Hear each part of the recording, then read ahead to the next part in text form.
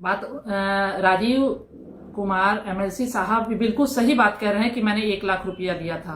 तो मैं एक बात पूछना चाहती हूँ कि किस स्थिति में और कब उन्होंने दिया था, ये भी तो बात तो बताना पड़ेगा ना उनको।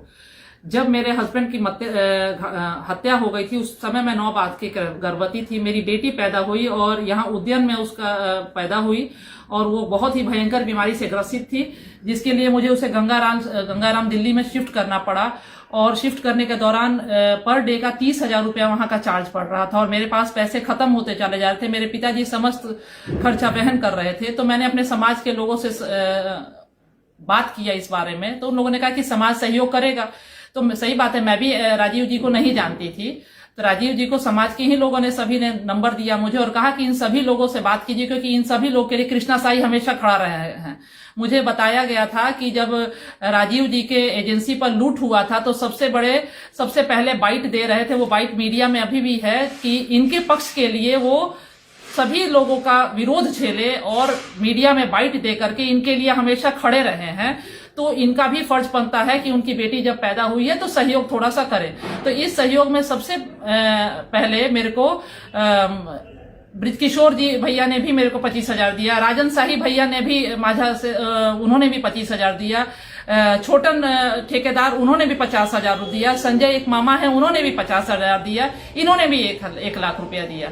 उस समय मैंने कई लोगों से कहा भी कि जैसा मेरे को LIC का पैसा मिल जाएगा, 10 लाख की LIC थी, मैं आपको उसमें से दे दूंगी वापस। लेकिन सबने मुझसे कहा कि जब बच्ची बच जाती तो हम लोग सोचते भी, जब बच्ची बची ही नहीं तो हम इस पैसे को लेकर के पाप का भागीदार क्यों बनेंगे। और इन्होंने मुझसे जब कहा, ये मुझसे इस बारे में नहीं मांगा गया।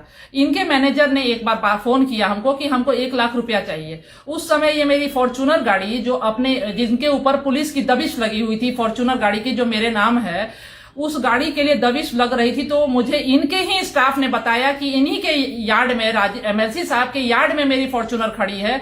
1 साल मेरी फॉर्च्यूनर वहां खड़ी रही छुपा करके, पुलिस की दबिश और थी, क्योंकि ये बड़े बाहुबली हैं, इनके पास बल धन सब है। सही बात है, इनके पास बहुत धन और बल है, इसका प्रयोग ये मेरे जैसे कमजोर विधवा को दबाने के लिए अपना संपूर्ण प्रयोग कर रहे हैं और सफल भी हो रहे हैं शायद। तो मेरे को बताया गया, तो साल भर इन्होंने मेरे गाड़ी रखी अपने पास यार्ड में छुपा करके। तो मैंने इनसे यही मैनेजर साहब से इनके कहा कि देखिए ठीक है, एक गाड़ी को अगर मैं किराए पर देती अपने फॉर्च्यूनर का तो कम से कम मुझे 30-35 हजार रुपया तो मिलता ना किराया, कि मैं अपने बच्चों का पालन पोषण कर सकूं।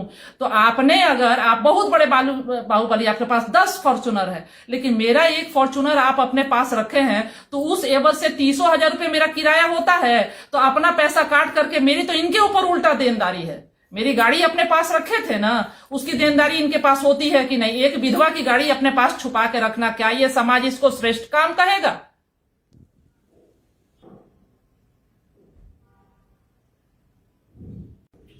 और हमारे राजीव कुमार MLC साहब ने एक बात कही कि उनके पास बहुत धन, बहुत जमीन, हर चीज है। हर चीज से संपन्न होने के बावजूद मेरा तो यही कहना है कि आपके पास तो धन लक्ष्मी अपरंपार पड़ी है, बाल बच्चा सब भरा पूरा है, तो आप दूसरों की संपत्तियों पर क्यों निगाह डाल रहे हैं? मैं एक विधवा हूं, आपने जैसे MLC बने थे वैसे ही अपने ही समाज के, हजियापुर के अपने ही समाज के एक आदमी के जमीन पर, छोटी सी जमीन पर आप कब्जा करने चले गए थे, बेचारा हार्ट अटैक से मर गए, आपके ऊपर FIR भी लॉन्च हुआ था। तो अपने समाज के नहीं थे, आप जमीन हड़पने गए थे कि नहीं करे थे? पूरे अपने दल बल के साथ आप गए और जाकर के वो धमकी से ही बेचारे ऊपर हार्ट अटैक से मर गए। आप वही स्थिति मेरी तो लगाने हुए हैं, मैं हार्ट अटैक से मर जाऊं, मेरे 2 बच्चे सड़क पे आ जाए। आप लोग को जमीन का शौक नहीं है तब तो ये हाल है, शौक आ जाएगा तब बताइए आप क्या कीजिएगा? आप तो बड़े भाई हैं, आप अगर कहते हैं मुझे नहीं जानते मुझसे कोई, तो मैं भी तो आपको नहीं जानती थी। मुझे तो ये बताया गया कि मेरे पति हमेशा आपके लिए एक लठैत की तरह से रहे हैं, आपके साथ हमेशा लाठी की तरह से खड़े रहे हैं, ये मुझे बताया गया था।